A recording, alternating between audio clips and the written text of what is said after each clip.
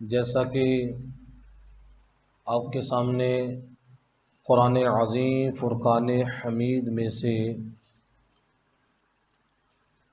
تیسرے پارے کی سورہ آل عمران کی ایک آیت مقدسہ تلاوت کی ہے، جس کے اندر اللہ تبارک و تعالی نے حضور نبی کریم رؤوف الرحیم صلی اللہ تعالی علیہ وسلم کی عظمت و شان کو بڑے اہتمام کے ساتھ بیان فرمایا، بڑے خصوصیات کے ساتھ اللہ تعالیٰ نے اس آیت مقدسہ کے اندر محبوب کا ذکر فرمایا۔ وہ آیت مقدسہ جو ہے اس کو کہا جاتا ہے آیت میثاق، کہ اللہ تبارک و تعالیٰ نے 3 وعدے لیے تھے۔ کتنے وعدے؟ ایک وعدہ اپنی ربوبیت کا، دوسرا وعدہ اللہ رب العزت نے گروہ علماء سے لیا، اور تیسرا وعدہ جو ہے اللہ تبارک و تعالی نے حضرات انبیاء کرام علیہ الصلاۃ والسلام سے لیا۔ اس واقعے کا پس منظر یہ ہے کہ جب حضرت آدم علیہ الصلاۃ والسلام کو جنت سے زمین پر اتارا گیا اور حضرت حوا رضی اللہ تعالی عنہا کو بھی زمین پر اتارا گیا، تو حضرت آدم علیہ الصلاۃ والسلام کو جنت سے ہندوستان کولمبو پہاڑ پر بھیجا گیا، جبکہ حضرت حوا رضی اللہ تعالی عنہا عرب کے اندر جدہ کے مقام پر اتری۔ 300 سال تک حضرت آدم علیہ الصلاۃ والسلام اللہ کے حضور ہوتے رہے۔ وہ جو گندم کا دانہ کھایا تھا اس کے سلسلے میں 300 سال تک زار و قطار، یہاں تک کہ اپنی نگاہیں بھی آسمان کی طرف نے بلند نہیں کی۔ اللہ تعالیٰ نے حضور نبی کریم صلی اللہ تعالی علیہ وسلم کے نام کی برکت سے جناب آدم علیہ الصلاۃ والسلام کی توبہ کو قبول فرمایا۔ اس کے بعد نعمان پہاڑ پر حضرت آدم علیہ الصلاۃ والسلام کی پشت انور سے قیامت تک آپ کی جتنی اولاد پیدا ہونی تھی ان کی روحیں نکالی گئیں، ان کی روحیں، پھر ان روحوں سے 3 طرح کا اللہ تعالیٰ نے وعدہ لیا۔ کتنا طرح کا؟ پہلا وعدہ جو تھا اللہ تبارک و تعالیٰ نے اپنی ربوبیت کا وعدہ لیا، جس کا ذکر اللہ تعالیٰ نے سورہ اعراف کی آیت نمبر 172 کے اندر فرمایا، وَإِذْ أَخَذَ رَبُّكَ، اور اے محبوب یاد کرو جب تمہارے رب نے من بنی آدم من ظہورہم ذریتہم، اولاد آدم کی پشت سے ان کی نسل نکالی، ان کی نسل نکالی، وَأَشْهَدَهُمْ عَلَىٰ أَنفُسِهِمْ، اور انہیں خود ان پر گواہ کیا، أَلَسْتُ بِرَبِّكُمْ، اور وہ وعدہ کیا لیا، کیا میں تمہارا رب نہیں ہوں؟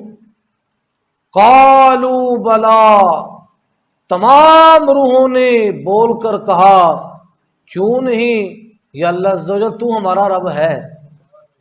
شہدنا، ہم گواہ ہیں، ہم گواہ ہیں کہ تو ہمارا کیا ہے؟ رب ہے۔ تو اس وعدے کا ذکر سورہ اعراف کی آیت نمبر 172 کے اندر فرمایا گیا۔ اب دوسرا وعدہ اللہ رب العزت نے گروہ علماء سے لیا کہ تم احکام الہیہ کی تبلیغ کرتے رہنا. کیا کرتے رہنا؟ علماء کی بھی ڈیوٹی ہے، اور اس سے علماء کی شان کا بھی پتہ چلتا ہے.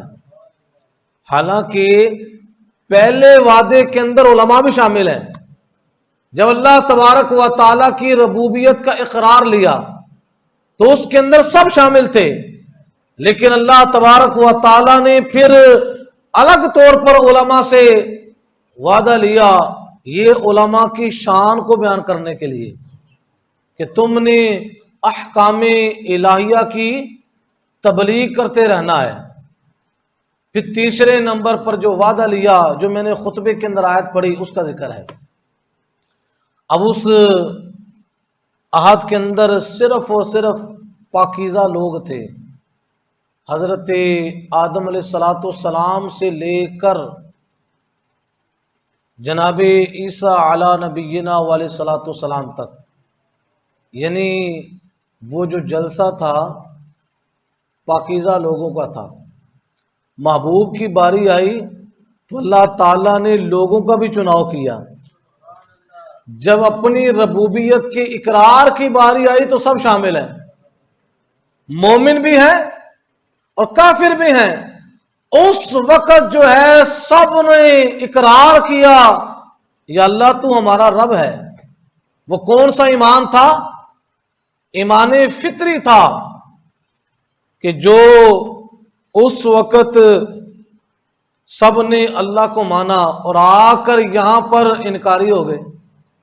اور جنت کا دار و مدار جو ہے دنیا کے ایمان لانے پر ہے، اور حضرات انبیاء کرام کو دنیا کے اندر بھیجنے کا مقصد بھی یہی ہے تاکہ وہ وعدہ یاد کروائیں کہ تم نے جو اللہ تبارک و تعالیٰ سے جو وعدہ کیا تھا کہ اللہ تو ہمارا رب ہے، تو لہذا اس وعدے کے مطابق اللہ کی توحید پر عمل کرو، اللہ کی توحید کا اقرار کرو، دل سے اس کی تصدیق کرو.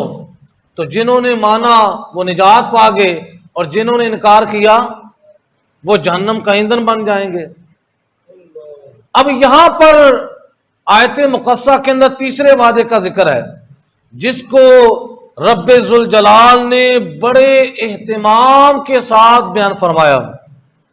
اللہ رب العزت ارشاد فرماتا ہے وَإِذْ أَخَذَ اللَّهُ مِيثَاقَ النَّبِيِّينَ، اور یاد کرو جب اللہ نے پیغمبروں سے ان کا عہد لیا.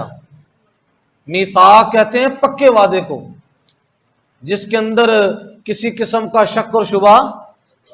تو اللہ فرماتا ہے اے محبوب آپ یاد کرو. محبوب کو یاد کروایا جا رہا ہے. تشریف سب سے آخر کے اندر لے کر آئے ہیں، لیکن خبر جو ہے پہلے کی بھی ہے، اور یاد اسی کو کروایا جاتا ہے جس کا تذکرہ پہلے ہو چکا ہو. تو اب یہاں پر اللہ فرماتا ہے محبوب یاد کرو جب اللہ تبارک و تعالیٰ نے پیغمبروں سے ان کا عہد لیا. وہ عہد کیا تھا؟ لما آتیتکم من کتاب و حکمہ، کہ جو میں تم کو کتاب دوں اور حکمت دوں. اب یہاں پر اللہ پہلے اپنی نعمتوں کا ذکر فرماتا ہے کہ میں تمہیں کتاب و حکمت کی نعمت عطا فرماؤں. ثم جاءکم رسول مصدق لما معکم، پھر تمہارے پاس وہ رسول جو تمہاری کتابوں کی تصدیق فرمائے وہ تشریف لائے. اب حضور علیہ السلام کی شان کیا ہے؟ مصدق ہے. اور اسی آیت کے اندر نبی کریم صلی اللہ تعالی علیہ وسلم کی ختم نبوت بھی بیان ہو رہی ہے. کیوں؟ تصدیق جو ہے وہ سب سے آخر میں ہوتی ہے. تو حضور علیہ السلام کو فرمایا مصدق، کیا کرو انبیاء جو تمہارے پاس ہے. اس نبی کی شان یہ ہے کہ وہ تمہارے پاس جو چیز ہے کتاب و حکمت جو ہے اس کی وہ تصدیق کرنے والا ہے. اس کی کیا کرنے والا ہے؟ تو تم نے کرنا کیا ہے؟ لَتُؤْمِنُنَّ بِهِ وَلَتَنْصُرُنَّ، تم نے ان پر ایمان بھی لانا ہے، ان کی مدد بھی کرنی ہے. کیا کرنا ہے؟ اگر بالفرض وہ تمہارے زمانے کے اندر تشریف لے آئے تو تمہاری نبوت منسوخ ہو جائے گی، اس وقت پھر دین اس نبی کا چلے گا اور تم نے اس نبی کا امتی بن جانا ہے۔ تم اور تمہاری امتیں پھر اس نبی کا کلمہ پڑھیں اور اس نبی کی مطابعت کے اندر اپنی زندگی کو گزاریں۔ تو بتاؤ، لا تؤمنن بہ ولا تنصرن، یہ کام تم نے ضرور کرنا ہے کہ تم نے ایمان بھی لانا ہے اور مدد بھی کرنی ہے۔ اور آگے فرمایا قال اقررتم، کیا تم نے اس بات کا اقرار کر لیا ہے؟ اور جس طرح آج اگر کوئی بندہ بلا تشبیہ و تمثیل کوئی بات کہے، بات کہہ کر اگر وہ بات بڑی اہتمام والی ہو تو پھر بعد میں لوگ اقرار کرواتے ہیں، یار جو میں بات کر رہا ہوں کیا تم اس کو مانتے ہو، اس کا اقرار کرتے ہو؟ اگر وہ اقرار کر لے تو پھر اور مزید اس کے اہتمام کے لیے گواہی کا بھی سلسلہ ہوتا ہے۔ تو یہاں پر بات کس کی چل رہی ہے؟ محبوب کی بات چل رہی ہے۔ جب اپنی ربوبیت کا اقرار لینے کی باری آئی تو وہاں پر یہی فرمایا الست بربکم، بتاؤ کیا میں تمہارا رب نہیں ہوں؟ قالوا بلا، تمام روحوں نے کہا یا اللہ عز و جل کیوں نہیں، تمہارا رب ہے۔ اب وہاں پر کوئی تاکیدیں وغیرہ لائی، وہاں پر کوئی اقرار کرایا نہیں گیا، وہاں پر سمپل انداز کے اندر اللہ تعالیٰ نے جب اقرار لے لیا، بات کیا ہو گئی؟ ختم ہو گئی کہ یہ اقرار تم سے لیا گیا تاکہ قیامت والے دن تم غافل نہ ہو جانا، یہ نہ کہنا کہ ہمیں کسی نے اقرار نہیں کروایا، یہ وعدہ تم یاد رکھنا۔ اور جس وقت محبوب کی باری آئی تو اللہ نے فرمایا گروہ انبیاء تم نے ایمان بھی لانا ہے، مدد بھی کرنی ہے، اور ساتھ فرمایا کیا تم نے اس بات کا اقرار کر لیا ہے؟ قالوا وَأَخَذْتُمْ عَلَى ذَلِكُمْ إِصْرِي، اور اس پر میرا بھاری ذمہ لے لیا ہے، جو میں ذمہ داری تم پر ڈال رہا ہوں کیا تم نے اس کو قبول کر لیا ہے؟ قالوا اقررنا، گروہ انبیاء کرام علیہ الصلوۃ والسلام بولے یا اللہ عز و جل ہم نے اقرار کر لیا ہے۔ قال، اللہ نے فرمایا فاشہدوا، آپس میں ایک دوسرے کے گواہ بھی ہو جاؤ۔ گواہی کا سلسلہ بھی کیا کر لو، اب گواہی کا سلسلہ بھی ہو گیا۔ پھر فرمایا وَأَنَا مَعَكُمْ مِنَ الشَّاهِدِينَ، میں بھی تمہارے ساتھ گواہوں میں سے ہو جاتا ہوں، میں بھی تمہارے ساتھ ہے۔ پھر فرمایا فَمَن تَوَلَّى بَعْدَ ذَلِكَ فَأُولَٰئِكَ هُمُ الْفَاسِقُونَ، جو یہ اقرار کرنے کے بعد جس نے منہ پھیر لیا تو وہ کیا ہوگا؟ حد سے بڑھنے والوں میں سے ہوگا۔ اب یہ اس آیت مقدسہ کا مفہوم ہے، اس پر اعلیٰ حضرت امام اہل سنت نے اسی آیت مقدسہ کے تحت بڑی نفیس گفتگو فرمائی۔ حضور نبی کریم رؤوف الرحیم صلی اللہ تعالی علیہ وسلم کی عظمت و شان کے حوالے سے فتاوی رضویہ کی یہ جلد نمبر 30 ہے اور اس کا صفحہ نمبر 139 ہے، جس کے اندر اعلیٰ حضرت امام اہل سنت فرماتے ہیں کہ یہاں پر اللہ تبارک و تعالی نے اپنے محبوب صلی اللہ تعالی علیہ وسلم کے حوالے سے گروہ انبیاء سے جو پکا وعدہ لیا اس کو اللہ تعالیٰ نے بڑی اہتمام اور شان کے ساتھ بیان فرمایا۔ اس کے اندر پہلا انداز کیا ہے کہ پہلے اللہ تبارک و تعالیٰ نے اس عہد کے لیے کس کا چناؤ فرمایا؟ حضرات انبیاء کرام علیہ الصلوۃ والسلام کا چناؤ فرمایا۔ جب اپنی ربوبیت کے اقرار کی باری آئی تو اس جلسے کے اندر سب شامل ہیں، لیکن جب محبوب صلی اللہ تعالی علیہ وسلم کی باری آئی تو اللہ تبارک و تعالی نے معصوم گروہ کا انتخاب فرمایا۔ جو کون تھے؟ گروہ معصومین تھے، ان کا انتخاب کیا گیا۔ تو یہ رسول اللہ صلی اللہ تعالی علیہ وسلم کی عظمت و شان کو بیان کر رہا ہے کہ جب محبوب کی باری آئی تو اللہ تبارک و تعالی نے جو سامعین تھے وہ انسانیت کے افراد میں سے اعلیٰ قسم کے ساتھ تعلق رکھتے تھے، اور جنہیں کیا کہا جاتا ہے؟ حضرات انبیاء کرام علیہ الصلوۃ والسلام۔ اور دوسرا اسی آیت مقدسہ کے اندر فرمایا لا تؤمنن بہ ولا تنصرن۔ اس کے اندر عربی گرامر کا قانون و ضابطہ ہے، جب کسی بات کے اندر پختگی پیدا کرنی ہو تو کئی چیزیں لائی جاتی ہیں۔ جب کسی بات کے اندر پختگی پیدا کرنی ہو تو وہاں پر کئی چیزیں لائی جاتی ہیں۔ ایک ہے لام تاکید کے لیے، لام۔ اب یہاں پر یہ بھی ہو سکتا تھا تؤمنن تنصرن، لیکن کیا فرمایا؟ لا تؤمنن ولا تنصرن۔ اب تؤمنن کے شروع میں لام تاکید کا آیا ہے، یہ آ کر اس کلام کے اندر پختگی پیدا کرنے کے لیے آیا ہے۔ کیا پیدا کرنے کے لیے آیا؟ اب لام تاکید کا جب آ گیا تو ایک پختگی تو آ گئی، لیکن اللہ تبارک و تعالی نے اس کے اندر کتنی تاکیدیں فرمائی۔ آخر میں آیا لا تؤمنن، آخر میں نون مشدد کا آیا۔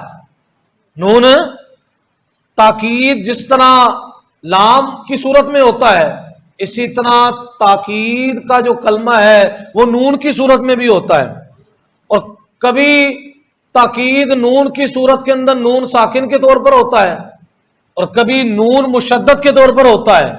نون ساکن کے اندر تاکید ایک لحاظ سے ہوتی ہے، اور اگر نون مشدد ہو جائے پھر ڈبل تاکید ہو جاتی ہے۔ کیا ہو جاتی ہے؟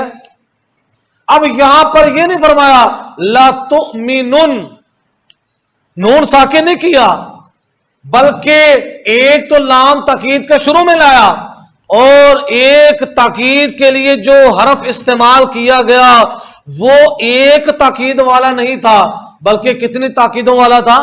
دو تاکیدوں والا تھا۔ اللہ نے فرمایا لا تؤمنن، لا تؤمن، اب کتنی تاکیدیں ہوگی؟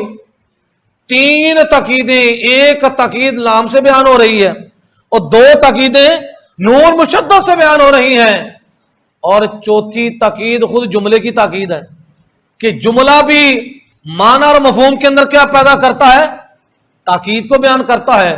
اب جب محبوب پر ایمان لانے کی باری آئی اور محبوب صلی اللہ علیہ وسلم کی مدد کی باری آئی تو اللہ تعالیٰ نے حضرات انبیاء کرام سے 4 تاکیدوں کا ذکر فرمایا۔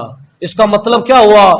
ضرور، بالضرور، بالضرور، بالضرور تم ایمان لاؤ محبوب پر اور تم ان کی مدد فرماؤ۔ یعنی اتنا تاکیدی الفاظ کے ساتھ نبی کریم صلی اللہ تعالی علیہ وسلم پر مدد کا بھی ذکر ہے، اور نبی کریم صلی اللہ تعالی علیہ وسلم پر ایمان لانے کا بھی کیا ہے؟ ذکر ہے۔ اور حضرات انبیاء کرام علیہ الصلوۃ والسلام کے ذریعے سے یہ حکم ان کی امتوں کو بھی تھا کہ تم نے بھی کیا کرنا ہے؟ اس محبوب پر ایمان بھی لانا ہے اور اس محبوب کی مدد بھی کرنی ہے۔ ان کی مدد کا مطلب ان کے دین کے مددگار بن جاؤ، ان کے دین کے۔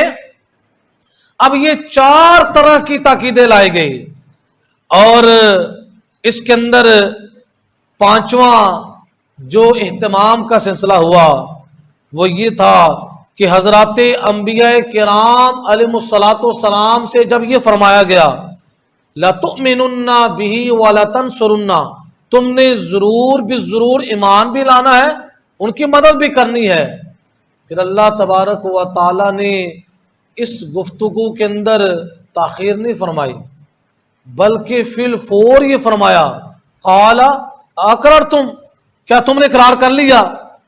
تو اس سے اس واقعے کی اہمیت کا پتہ چلتا ہے۔ جس طرح ہمارے معاشرے کے اندر بلا تشبیہ و تمثیل اگر بات بڑی اہمیت والی ہو تو جب اس بات کا ذکر کیا جائے تو فی الفور بندہ یا تو اقرار کرواتا ہے یا بندہ گواہی لے لیتا ہے۔ تو اب یہاں بھی اللہ تبارک و تعالی نے ساتھ ہی فی الفور فرمایا اے گروہ انبیاء کیا تم نے اقرار کر لیا؟ یعنی اس کے اندر یہ نہیں تھا کہ جس وقت ایمان کا ذکر کیا یا مدد کا ذکر کیا تو کافی دیر گزرنے کے بعد اللہ نے فرمایا ہو کیا تم نے اس کا اقرار کیا؟ اگر اس کے اندر کافی دیر لگ جاتی تو اس وعدے کی اہمیت اجاگر نہ ہوتی. تو اس واقعے کی اہمیت کو اجاگر کرنے کے لیے اللہ تبارک و تعالی نے فی الفور اقرار کا ذکر فرمایا. فی الفور. پھر چھٹے نمبر پر اقرار کا ذکر فرمانے کے بعد فرمایا وَأَخَذْتُمْ عَلَىٰ ذَلِكُمْ إِسْرِي. یہ فرمایا کیا تم نے میرے باری ذمے کو قبول کر لیا؟ اب اس آیت کے اندر غور کریں کہ کس طریقے سے اللہ تعالیٰ نے محبوب کی نعت بیان فرمائی. حضور کی تعریف بیان ہو رہی ہے، حضور کی شان رفعت کو بلند کیا جا رہا ہے کہ اللہ رب العزت شاہ فرماتا ہے وَأَخَذْتُمْ عَلَىٰ ذَلِكُمْ إِسْرِي. اب اس کے اندر اس میں اشارہ ذکر کیا گیا عَلَىٰ ذَلِكُمْ. ذا جو ہے یہ اس میں اشارہ ہے، ذَلِكُمْ یہ پورا کیا اس میں اشارہ ہے. اب اس میں اشارہ کے اندر ذَلِكُمْ کم کے اندر جن کو اشارہ کیا گیا ہے وہ سارے حضرات انبیاء کرام ہیں. وہ سارے کیا ہیں؟ حضرات انبیاء کرام ہیں. اور ذالکم اس میں اشارہ جو ہے عربی گرامر کے اندر یہ بعید کی طرف اشارہ کرنے کے لیے آتا ہے کہ جس کو اشارہ کیا جا رہا ہے نا وہ دور ہو تو اس کی طرف اشارہ کرنے کے لیے کون سا کلمہ استعمال ہوتا ہے؟ ذالکا. کیا ہوتا ہے؟ اور اگر کوئی چیز قریب ہو تو اس کی طرف اشارہ کرنے کے لیے ذا آتا ہے. کیا آتا ہے؟ اب قرآن پاک کے اندر اللہ تعالیٰ نے شاہ فرمایا الف لام میم ذالک الکتاب لا ریب فیہ کہ وہ بلند رتبہ کتاب. اب اعلیٰ حضرت نے یہاں پر ذالک جو اس میں اشارہ تھا جو بعید کے لیے آیا ہوا تھا، اعلیٰ حضرت امام اہل سنت نے اسی اس میں اشارہ کا ترجمہ آپ نے کس انداز سے فرمایا؟ آپ فرماتے ہیں الف لام میم ذالک الکتاب وہ بلند رتبہ کتاب. اب وہ بلند رتبہ کتاب کا اشارہ کس کی طرف ہو رہا ہے؟ جو لوح محفوظ کے اندر ہے. جو کس کے اندر ہے؟ لوح محفوظ کے اندر ہے. اب یہاں علماء مفسرین فرماتے ہیں کہ یہاں پر بعید کا اشارہ لانے کی وجہ کیا ہے؟ بعید کا اشارہ لانے کی وجہ کیا ہے؟ تو بلاغت کا یہ قانون ہے، یہ ضابطہ ہے کہ بسا اوقات کسی چیز کی طرف اشارہ کرنے کے لیے اس میں اشارہ بعید کے لیے لے کر آیا جاتا ہے. کیوں؟ کہ جس کی طرف اشارہ کیا جاتا ہے وہ چیز بڑی شان والی ہے، اس کی شان بہت بلند و بالا ہے. تو اس کی بلند شان کی وجہ سے اللہ تبارک و تعالی کون سا اس میں اشارہ ذکر فرماتا ہے؟ بعید کا فرماتا ہے. تو یہاں بھی یہ فرمایا وَأَخَذْتُمْ عَلَىٰ ذَلِكُمْ إِسْرِي یعنی تم نے میرا باری ذمہ اس بلند و بالا جو میرے محبوب ہیں جن کی شان بہت بلند و بالا ہے. یعنی اس میں اشارہ آ کر بتاتا ہے کہ حضور نبی کریم صلی اللہ تعالی علیہ وسلم کو اللہ رب العزت نے بڑی بلند و بالا شان عطا فرمائی ہے. اس وجہ سے یہ بلندی شان کی طرف اشارہ کرنے کے لیے اللہ تعالیٰ نے کس چیز کا ذکر فرمایا؟ اس میں اشارہ جو بعید کے لیے آتا ہے اس کا ذکر فرمایا.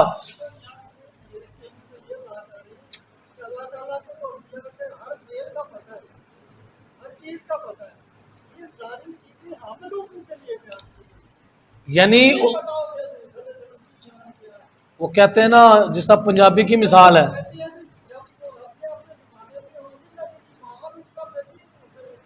جی جی اسی وجہ سے یہ مسئلہ ہے کہ حضور نبی کریم رؤوف الرحیم صلی اللہ تعالی علیہ وسلم کے امتی تمام انبیاء کرام علیہ الصلوۃ والسلام اور ان کی امت حضور کا امتی ہیں.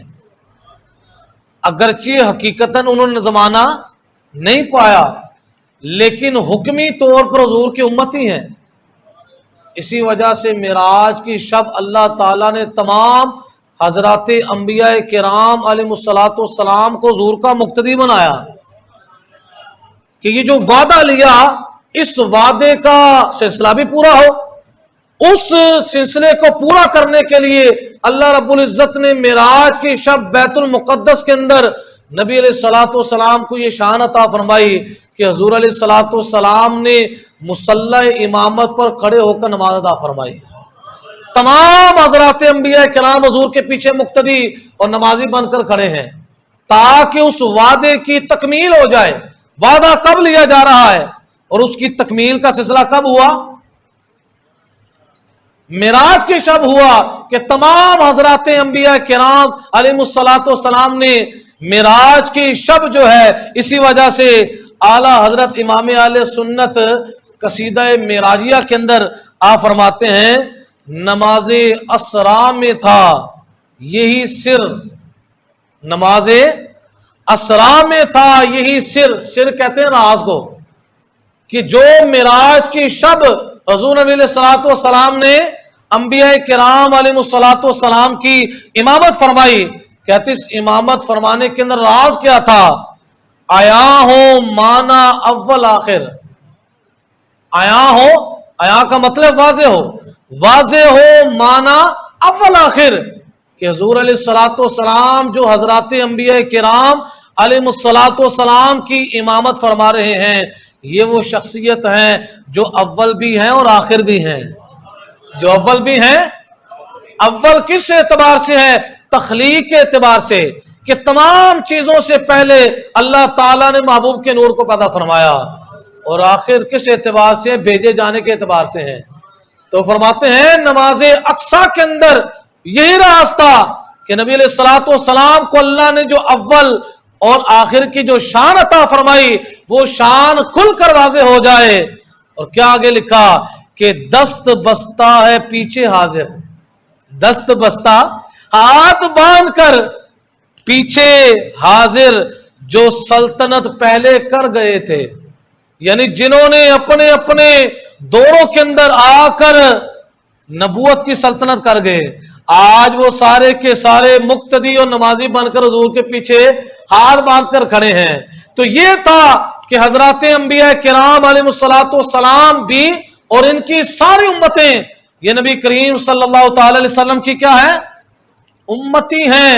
اسی وجہ سے اللہ نے فرمایا اگر میرے محبوب آ جائیں میرے محبوب کی موجودگی کے اندر پھر انہی کا نظام چلے گا.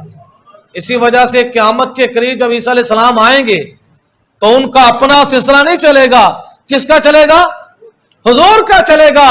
کیوں؟ اللہ نے یہ فرمایا کہ اگر تمہارے زمانے کے اندر میرے محبوب جلوہ گر ہو جائیں تو تم نے ان پر ایمان بھی لانا، ان کی مدد بھی کرنی ہے. تو جناب عیسیٰ علیہ الصلوۃ والسلام قرب قیامت دنیا کے اندر تشریف لائیں گے، حضور علیہ الصلوۃ والسلام کے دین کی مدد کے لیے تشریف لائیں گے، کیونکہ جو وعدہ کیا ہوا تھا اس وعدے کو پورا کرنا ہے کہ حضور علیہ الصلوۃ والسلام کے دین کی مدد کریں گے. لیکن آپ اس وقت نبی علیہ الصلوۃ والسلام کے امتی بن کر آپ کی شریعت کے مطابق جو ہے وہ زندگی گزاریں گے، اور نماز کس کے پیچھے پڑھیں گے؟ حضرت امام مہدی کے پیچھے پڑھیں گے، جو نبی کریم صلی اللہ تعالی علیہ وسلم کے نائب ہوں گے. ان کے پیچھے جناب عیسیٰ علیہ الصلوۃ والسلام کیا پڑھیں گے؟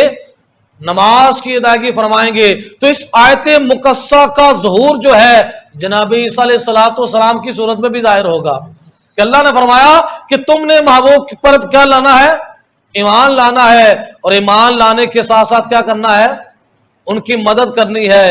اب اس کے بعد اللہ نے اقرار بھی لے لیا.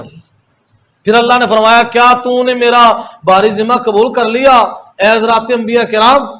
پھر 8ویں نمبر پر اللہ نے فرمایا فَاشْهَدُوا، آپس میں گواہ ہو جائے.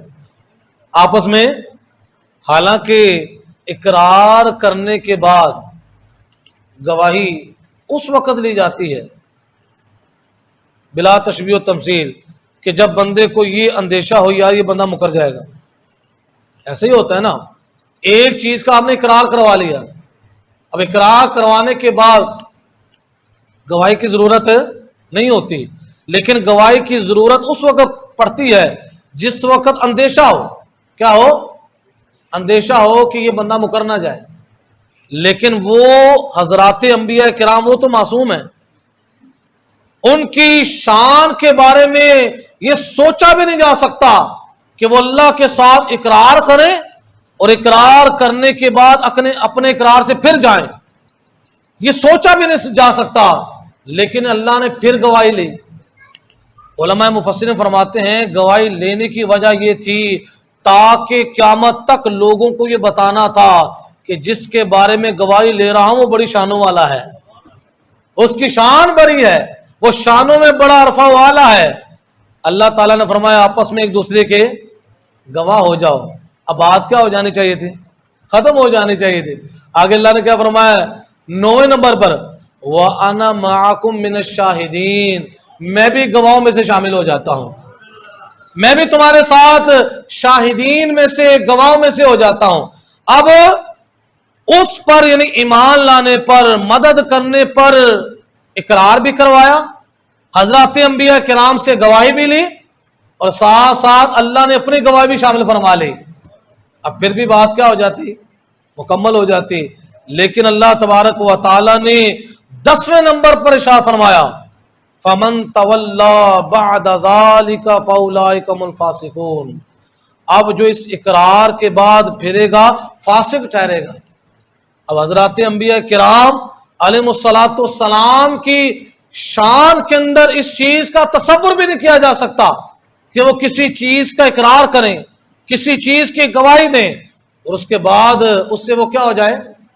لیکن یہ قیامت تک لوگوں کو بتانا تھا کہ جس محبوب کی شان کی، ان پر ایمان لانے کی، ان کی مدد کرنے کی میں حضرات انبیاء کرام سے اقرار لے رہا ہوں، ان سے گواہی لے رہا ہوں، اور ان گواہی میں سے میری گواہی بھی ہے، پھر فرما رہا ہوں جو اس کے بعد پھر جائے گا وہ فاسق ٹھہرے گا۔ اللہ تعالیٰ کا بتانا یہ تھا کہ یہ محبوب جو ہے یہ بڑی شانوں والا ہے، اس محبوب کو میں نے بڑی شانیں عطا فرمائی ہیں۔ تو یہ آیت مقدسہ جو ہے حضور نبی کریم رؤوف الرحیم صلی اللہ تعالی علیہ وسلم کی شانوں کو بیان فرما رہی ہے، اور قیامت تک کے لیے یہ آیت مقدسہ جو ہے حضور نبی کریم صلی اللہ تعالی علیہ وسلم کی شانوں کے خطبے بیان کر رہی ہے۔ آج لوگ کہتے ہیں شان مصطفیٰ قرآن سے بیان کرو، تو میں یہ کہتا ہوں حمد سے لے کر والناس تک ہر حرف جو ہے وہ رسول اللہ کی شان کو بیان کرتا ہے۔ ہر حرف، یہ مبالغہ نہیں ہے، یہ حقیقت ہے۔ ہر حرف کیا کرتا ہے؟ حضور نبی کریم صلی اللہ تعالی علیہ وسلم کی عظمت و شان کو بیان کرتا ہے کہ اللہ تبارک و تعالی نے حضور کو وہ کتاب عطا فرمائی کہ جس کتاب کے بارے میں اللہ فرماتا ہے انا نحن نزلنا الذکر وانا له لحافظون، ہم نے اس کتاب کو اتارا، ہم اسی کی حفاظت کرنے والے ہیں۔ اللہ تعالیٰ نے پہلی کتابوں کی حفاظت کا ذمہ اپنے کرم پر نہیں لیا۔ تورات، زبور، انجیل یقیناً وہ اللہ کی کتابیں ہیں، اللہ کی کیا ہیں، لیکن ان لوگوں نے ان کتابوں کے اندر تحریف کر ڈالی، اس کے اندر تبدیلیاں کر ڈالی۔ لیکن یہ قرآن کی شان ہے کہ جو قرآن رسول اللہ نے پڑھا تھا آج اسی طرح کا وہ قرآن ہمارے پاس بھی موجود ہے۔ جب بھی آپ قرآن کو پڑھو اس انداز سے پڑھو کہ یہ وہ الفاظ ہیں جن الفاظ پر میرے محبوب کی نگاہ پڑی تھی۔ اس تصور سے اگر آپ پڑھیں گے تو آپ کو قرآن پاک پڑھنے کا فیض ملے گا، قرآن پاک پڑھنے کا۔ تو یہ محبوب صلی اللہ تعالی علیہ وسلم پر جو نازل شدہ قرآن ہے، اس کا ایک ایک حرف جو ہے وہ رسول اللہ صلی اللہ تعالی علیہ وسلم کی شان کو بیان فرما رہا ہے، حضور کی عظمتوں کو کیا کر رہا ہے، بیان کر رہا ہے۔ تو یہ آیت مقدسہ اعلی حضرت امام اہل سنت نے 10 اعتبار سے اس آیت مقدسہ کے اندر نبی علیہ الصلوۃ والسلام کی ذات کو بیان فرمایا۔ اب دوسری آیت مقدسہ وہ سورہ انبیاء کی آیت مقدسہ ہے، یہ ہر ایک کو آتی ہے، بڑی مشہور و معروف ہے کہ اللہ تبارک و تعالی ارشاد فرماتا ہے وما ارسلناک الا رحمۃ للعالمین، اے محبوب ہم نے نہیں بھیجا آپ کو۔ اب یہاں جو عربی گرامر پڑھا ہوا بندہ اس کو پتہ چلتا ہے اس کلام کے اندر لطافت کیسی ہے، اس کلام کے اندر لذت کیسی ہے۔ اللہ یہ بھی فرما سکتا تھا حرف نفی کے بغیر کہ ہم نے آپ کو عالمین کے لیے رحمت بنا کر بھیجا، لیکن اس کے اندر تاکید پیدا نہیں ہونی تھی، حصر پیدا حسر پیدا کرنے کے لیے اللہ تعالیٰ نے شاہ فرمایا وما ارسلناک، ہم نے آپ کو نہیں بھیجا الا رحمتا للعالمین، مگر عالمین کے لیے صرف اور صرف رحمت بنا کر بھیجا. یعنی آپ کی ذات گرامی جو ہے وہی عالمین کے لیے صرف اور صرف رحمت ہے. ہم نے آپ کو یہ شان عطا فرمائی کہ آپ عالمین کے لیے رحمت ہیں. کون سا لفظ استعمال کیا؟ عالمین کا. اللہ نے یہی لفظ اپنے لیے بھی استعمال کیا، الحمدللہ رب العالمین. تمام خوبیاں اس اللہ کے لیے جو عالمین کا رب ہے. کیا ہے؟ اپنے آپ کو بھی کس کی طرح منسوب کیا کہ میں عالمین کا رب ہوں. اور جب محبوب کی باری آئی تو اللہ تعالیٰ نے بتایا اے لوگوں سن لو، جس کا میں رب ہوں اس کے نبی کریم صلی اللہ تعالی علیہ وسلم اس کے لیے رحمت ہیں. اس کے لیے کیا ہے؟ اونچی آواز سے بولیں حضور کیا ہیں؟ رحمت ہیں. اور آپ دل سے یہ بتائیں جب بندے کو رحمت ملے بندہ خوش ہوتا ہے یا ماتم کرتا ہے؟ آپ اپنے دل سے یہ سوال کریں جب آپ کو رحمت ملے تو آپ خوشی مناؤ گے یا ماتم کرو گے؟ تو عجیب ہے ایسے لوگوں کی منطق جو 12 ربیع الاول کا دن آتا ہے پہلے تو مسجد کی لائٹیں بھی چل رہی ہوتی تھی، باہر کی لائٹیں بھی چلتی تھی، لیکن 12 ربیع الاول والے دن وہ پوری مسجد کی لائٹیں بند کر دیتے ہیں. کیا کر دیتے ہیں؟ حالانکہ اللہ تعالیٰ قرآن پاک کے اندر اپنے محبوب کو کیا ارشاد فرما رہا ہے کہ حضور صرف انسانوں کے لیے رحمت نہیں ہے. یعنی 12 ربیع الاول والے دن خصوصی شان صرف انسانوں کو نہیں ملی، اس شان کے اندر فرشتے بھی شامل ہیں، اس شان کے اندر جنات بھی شامل ہیں، اس کے اندر اشجار بھی شامل ہیں، اس کے اندر احجار بھی شامل ہے. کائنات کا ذرہ ذرہ جو ہے وہ شامل ہے کہ جس کو اللہ تبارک و تعالی نے حضور کی صورت کے اندر رحمت عطا فرمائی. اور اللہ تعالیٰ قرآن پاک کے اندر ارشاد فرماتا ہے قل یا عبادی الذین اسرفوا علی انفسہم، اے میرے بندو تم مایوس نہ ہو، نا امید نہ ہو، لا تقنطوا من رحمت اللہ، اللہ کی رحمت سے نا امید ہے. ان اللہ یغفر الذنوب جميعا، اللہ سارے گناہوں کو معاف کرنے والا ہے. تم نے میری رحمت سے نا امید ہے تو اللہ کی رحمت کون سی ہے؟ وہ حضور علیہ السلام ہے. اس کا مطلب یہ ہوا آیتوں کو ملانے سے یہ مفہوم واضح ہوا کہ اللہ فرما رہا ہے تم نے میرے محبوب کی آمد سے اپنے آپ کو مایوس نہیں کرنا، بلکہ کیا ہونا ہے؟ خوش اور خرم رہنا ہے کہ میں نے اتنی بڑی رحمت کی صورت کے اندر تمہیں اپنا محبوب عطا فرمایا. اور یہ بھی اللہ کی کتنی بڑی شان ہے، کوئی اپنا محبوب کسی کو دیتا ہے؟ 63 سال کے لیے اللہ نے اپنا محبوب عطا فرمایا. کیا لوگوں میرے محبوب کی برکتیں حاصل کر لو، ایک دن کے لیے نہیں، 2 دن کے لیے نہیں. ہم میں سے اگر کسی کے پاس کوئی محبوب چیز ہو بندہ اس کو سنبھال کر رکھتا ہے، اور اگر کوئی بندہ گاڑی لے لینا نہیں، وہ بندہ یہی کہتا ہے یار گاڑی سر میں نے چلانی ہے، میں نے کسی کو دینی، کیونکہ یہ محبوب اگر آپ لے جائیں گے ہو سکتا ہے اس کے اندر کوئی کمی بیشی کر دیں، لہذا میں نے یہ چیز دینی. جو یہ اصول ہے جو محبوب چیز ہوتی ہے وہ دی نہیں جاتی.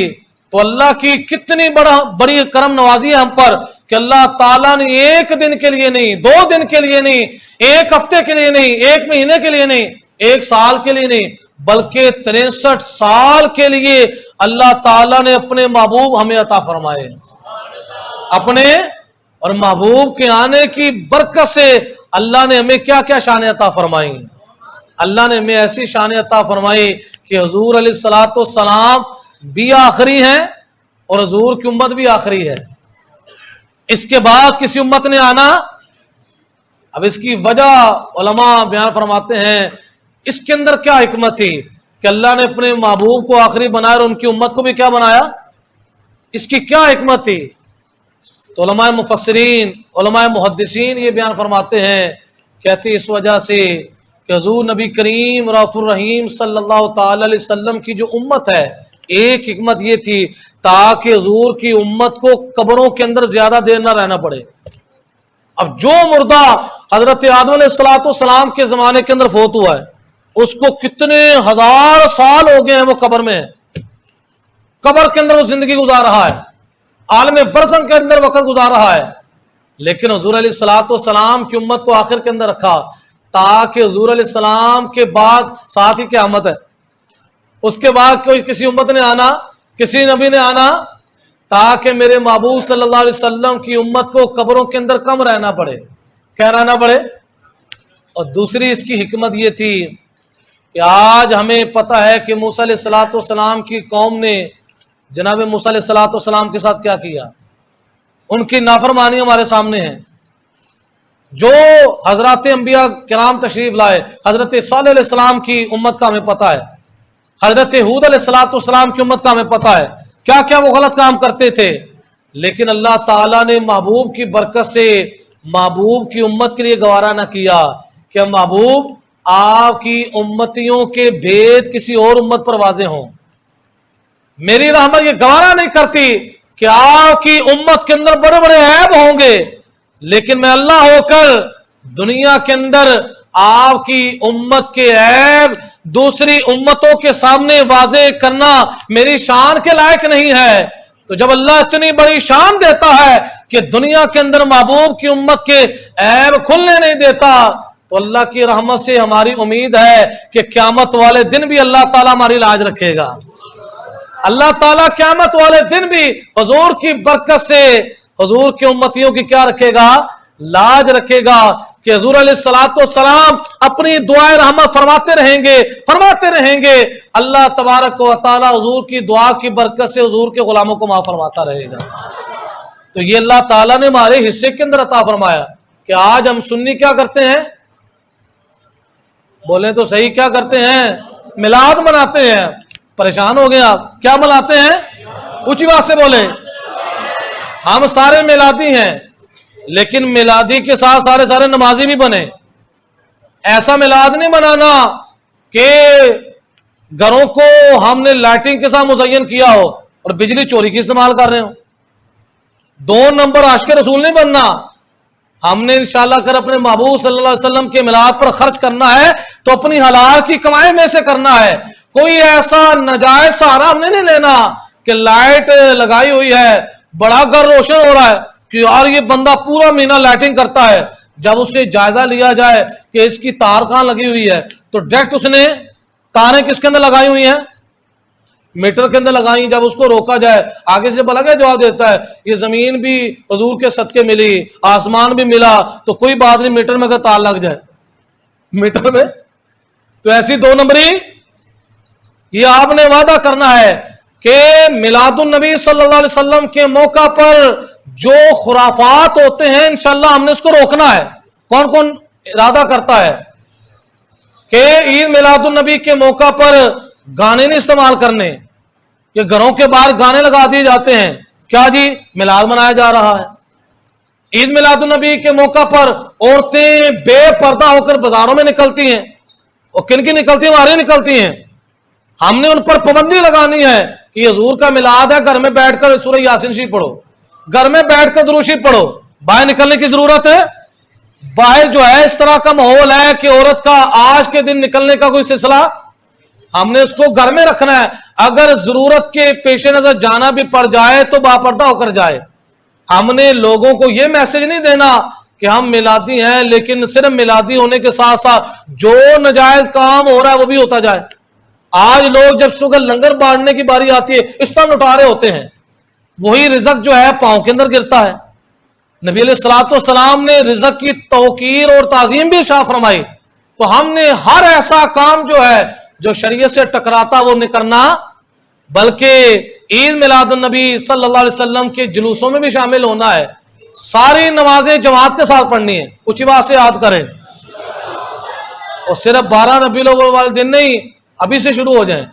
جس کی نمازیں پہلے رہ گئی ہیں وہ سچے دل سے توبہ کرے اور اس کو قضا کرنا شروع کرے کہ حضور علیہ السلام کا سب سے بڑا جو میلاد روزانہ کا ہے وہ کیا ہے، 5 وقت کی نماز کو پڑھنا، 5 وقت کی نماز کو پڑھنا، قرآن پاک کی تلاوت کرنا۔